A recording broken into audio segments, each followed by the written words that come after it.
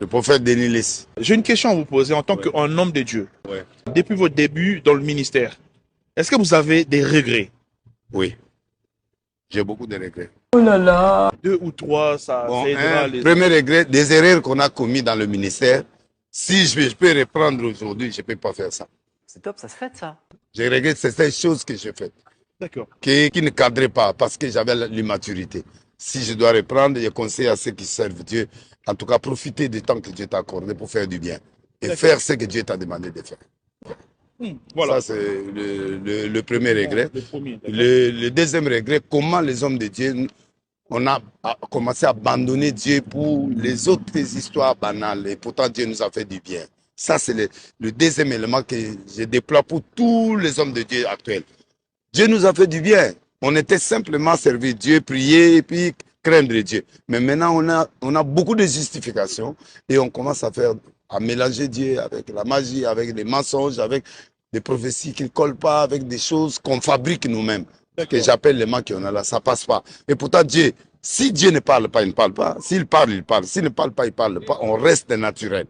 Au lieu de forcer les choses. Et puis le comportement maintenant de nous, les pasteurs, par rapport aux femmes d'autrui, par rapport aux fidèles, on ne respecte plus les fidèles.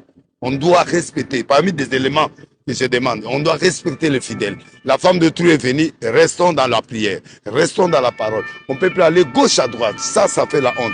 Et ça, vraiment, je regrette. Troisième regret que j'ai maintenant, les hommes de Dieu, on est dans le business au lieu qu'on soit dans la parole. Il faut que nous restions dans la parole et Dieu nous bénira.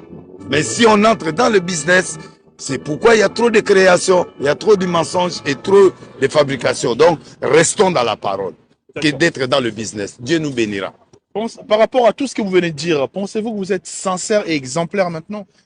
Oui, maintenant, l'expérience que vous avez maintenant, là, je suis vraiment franc et sincère. Oui.